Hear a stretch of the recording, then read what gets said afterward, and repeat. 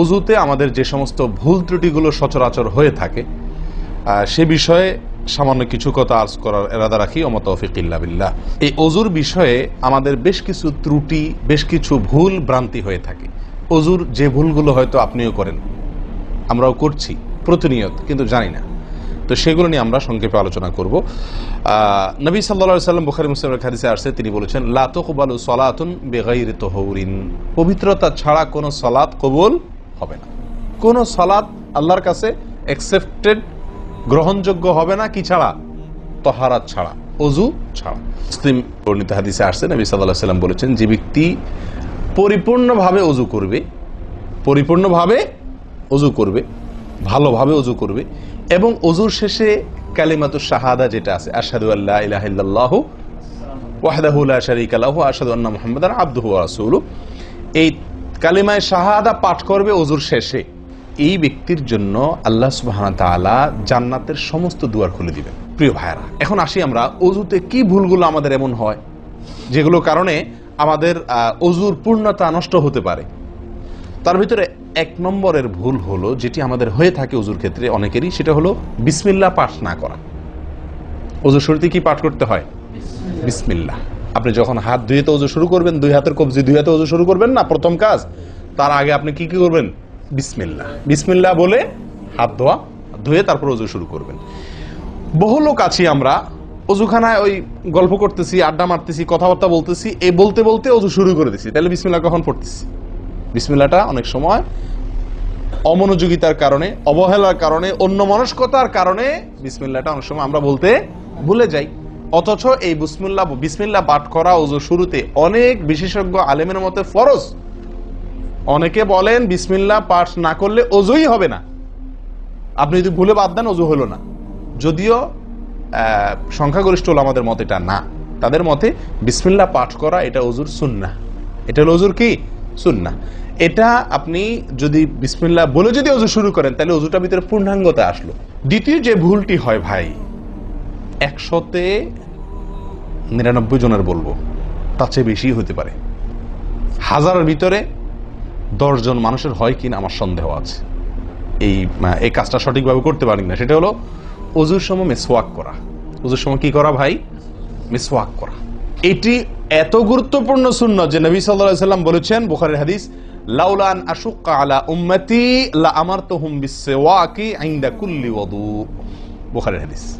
নবী সাল্লাল্লাহু আলাইহি সাল্লাম বলেন, আমার উম্মতের জন্য যদি কঠিন না হতো, তাদের জন্য কষ্টের কারণ না হতো, তাহলে আমি তাদেরকে বাধ্যতামূলক করে দিতাম, ফরজ করে দিতাম, কি? প্রত্যেক অজুর সময় মিসওয়াক করা। হাদিস থেকে, তার বক্তব্য থেকে বোঝা যায় যে অজুর সময় মিসওয়াকের গুরুত্ব তার কাছে কত বেশি ছিল। 3 নম্বর যে ভুলটা আমাদের হয়ে থাকে সেটা হলো কুলির মধ্যে। দেখেন, প্রত্যেকটা কাজেই কিন্তু আমি একটা একটা করে আপনার দেখাচ্ছি অজুর প্রত্যেকটা কাজে আমাদের ত্রুটিগুলো হয় কিভাবে। দেখেন, কুলির সময় ভুল হয়। কি ভুল হয়? কুলিটা যেভাবে করার কথা সেভাবে আমরা করি না।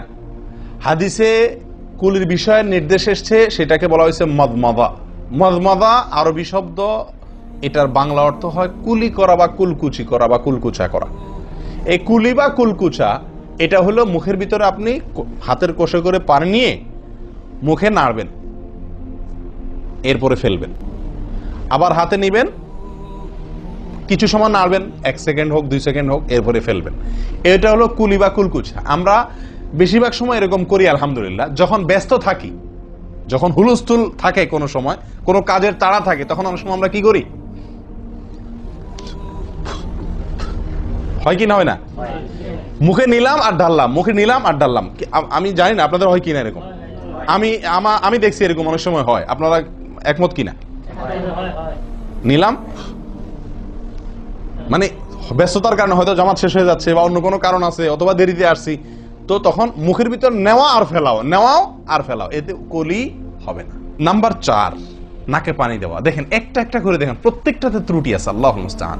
নাকে পানি দেওয়া, নাকে পানি দেওয়ার যে নির্দেশ আসছে হাদিসে, এটাকে বলা হয় ইস্তেনশাক। ইস্তেনশাক শব্দের মূল অর্থ হলো পানি টানা, নাকে পানি টানা।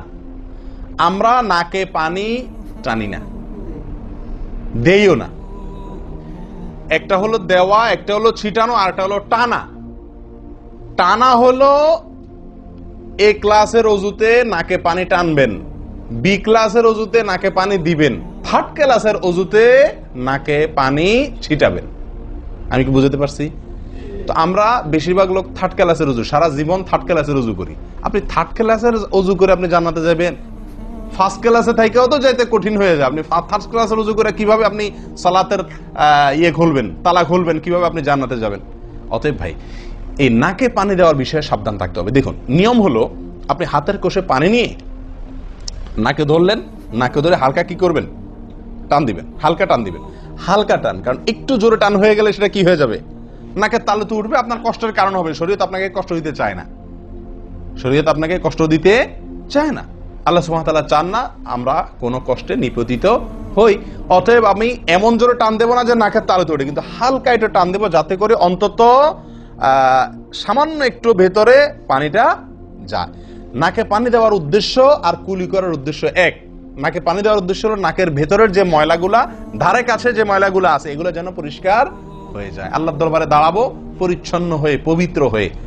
হ্যাঁ, এই জন্য নাকে পানি দেওয়ার নির্দেশ আছে। এখন আপনি যদি নাকে পানি কোষ নিয়ে ধরে একটু হালকা টান দেন, তাহলে ভিতরে কিছুটা পানি যাবে কি যাবে না? এটা আপনাকে করতে হবে। নাম্বার 2, এটা যদি আপনি করতে কষ্ট হয়, টান দিলে, আপনি আস্তে টান দিলেও উপরে উঠে যায়, তো দরকার নেই। তাহলে আপনি কি করেন? নাকে পানি দেন। নাকে পানি কিভাবে দিবেন? নাকটাকে অন্তত পানির মধ্যে কি করে রাখেন? চুবাই রাখেন, 1 সেকেন্ড চুবাই রাখেন, কিছু দূর পানি যাবে কিনা। আমি কি বুঝতে পারছি? আমরা অনেকে বিশেষ করে আমি দেখছি ওযু করার সময় নাকে পানি ছিটান। কিভাবে পানি ছিটান? ওই যে কষে করে পানি নিয়ে, লক্ষ্য করছেন আপনারা? এভাবে নিয়ে এরকম মারে পানিটা, এরকম মারলে সেটা কি হলো? ছিটানো হলো। হাদিসে যে ইস্তেনশাকের কথা বলা হয়েছে সেটা হলো না। আপনি সারা জীবন ওযু করলেন, অথচ আপনার কখনো নাকে পানি দেওয়ার সুন্নাহটি আদায় হলো না। সারা জীবন, আজীবন আপনার ওযুটি হয়ে গেল সুন্নাহ ছাড়া। আরেকটি ভুল ভাই, নাকে পানি দেওয়া একটা আমল, নাক ঝাড়া আরেকটা আমল। নাকে পানি দেওয়া এটা একটা নির্দেশ, আর নাক ঝাড়া আরেকটা নির্দেশ। আমি কি বুঝতে পারছি? কুলি করা একটা আমল, হাত ধোয়া একটা আমল, হাতের কবজি পর্যন্ত 2 হাতের বিসমিল্লাহ বলা, তারপর তো এটা আছেই। এরপরে মেসওয়াক করা একটা আমল, কুলি করা আরেকটা সুন্নাহ, কুলির পরে নাকে পানি দেওয়া বা নাক দিয়া পানি টানা আরেকটা আমল, এরপরে নাক ঝাড়া আরেকটা আমল। ভাই, এরপরে আসি আরেকটি গুরুত্বপূর্ণ আমল যেটি হয় না, বা আরেকটি ত্রুটি ওযুতে, সেটি হলো আঙ্গুল খেলাল না করা। ওযুতে কি না করা? আঙ্গুল খেলাল না করা। আঙ্গুল খেলাল হলো হাত এবং পায়ের আঙ্গুলের যে চিপাগুলো আছে, এই চিপাগুলোতে পানি পৌঁছানোর জন্য, পানি পৌঁছানোটা নিশ্চিত করার জন্য কি করতে হবে? এক হাতের আঙ্গুলকে অন্য হাতের আঙ্গুলের চিপায় ঢুকায়া এভাবে কি করতে হবে? একটু হালকা নাড়তে হবে, যাতে করে জায়গাটাতে, চিপাটাতে পানি গেছে এটা নিষ্কারণ। এই চিপাগুলোতে পানি নাও যেতে পারে শুকিয়ে থাকার কারণে। তা আপনি যদি একটু নাড়া দেন পানির ভিজা আঙ্গুল দিয়া, তাহলে ইনশাআল্লাহ ওখানে পানি পৌঁছানোটা মোটামুটি নিশ্চিত হয়ে যাবে। ঠিক না ঠিক? পায়ের আঙ্গুল কিভাবে করবেন? পায়ের আঙ্গুল তো আর এক আঙ্গুল অন্য পায়ের আঙ্গুল ঢুকাতে পারবেন না। সেটা করবেন হলো, অন্য হাদিসে আসছে, এই যে কনুই আঙ্গুল আছে না, কনুই আঙ্গুল দিয়া সব চিপাগুলোতে কি করবেন? ঘষা দিবেন। কনুই আঙ্গুল দিয়া আপনার সব পায়ের আঙ্গুল চিপাগুলোতে ঘষা দিবেন। ভাই, আমরা কজনে করি এই খেলার আমলটা বলুন তো? পায়ের আঙ্গুল, কনুই আঙ্গুল দিয়া পায়ের আঙ্গুলের চিপা খেলাল করা, হাতের আঙ্গুল খেলাল করা, কজনে করি আমরা বলেন? তাহলে এই ভুলগুলো আমাদের অহরহ হচ্ছে না ভাই? আমরা কি জান্নাতে যেতে চাই না? আমাদের সালাতটা সুন্দর হোক আমরা চাই না ভাই? আমাদের এই সালাত খুব পাওয়ারফুল হোক, শক্তিশালী সালাত হোক, এই সালাতের মাধ্যমে আমি অন্যায় থেকে বেঁচে থাকবো, এই সালাতের মাধ্যমে আমি জান্নাতে যাব, এই সালাত আমাকে খাঁটি মুসলিম বানাবে, এই সালাত আমাকে আল্লাহর কাছে প্রিয় বানাবে, এই সালাত কিয়ামতের দিন নূর হবে। আমরা চাই না ভাই? এগুলো যদি চাই তাহলে আমাকে ওযু সুন্দর করতে হবে, আর ওযু সুন্দর করতে গিয়ে এই ভুলগুলোর ব্যাপারে সাবধান হতে হবে। তাহলে আঙ্গুল খেলাল করা, পায়ের আঙ্গুল, হাতের আঙ্গুল আমরা করি না বললেই চলে ভাই। তো আজকে থেকে ইনশাল্লাহ করব। তো ভাইয়ারা, ওযুর ক্ষেত্রে আরেকটি ভুল, এই যতগুলো ভুল বললাম এর ভিতরে বড় 2টি ভুল বলে ওযুর ভুলকে আমরা শেষের দিকে চলে আসছি। একটি বড় ভুল হলো শুকনা থেকে যাওয়া। কোনো জায়গা যদি আপনার অবহেলার কারণে শুকনা থেকে যায়, ওযুর অঙ্গগুলো যেগুলো ধুইতে হবে, তার কোনো অঙ্গ যদি শুকনা থেকে যায়, ওযু হবে? ওযু হবে না। এক ব্যক্তি ওযু করে আসছেন, নবী সাল্লাল্লাহু আলাইহি ওয়াসাল্লাম দেখেছেন তার ওযুর কোনো জায়গা শুকনা আছে, তিনি বললেন যাও আবার ওযু করো, তোমার ওযু হয়নি। তিনি তাকে পুনরায় উজু করাইছেন, কেন? তার উজু সঠিকভাবে হয় না, শুকনা রয়ে গেছে। অনেক সময় দেখা যায় আমাদের অনেক ভাই উজু করেন, উজু করলে বেশ কিছু জায়গা, বিশেষ করে এই যে কনুই জায়গাটা, এই জায়গাটা দেখা যায় শুকনা থাকে।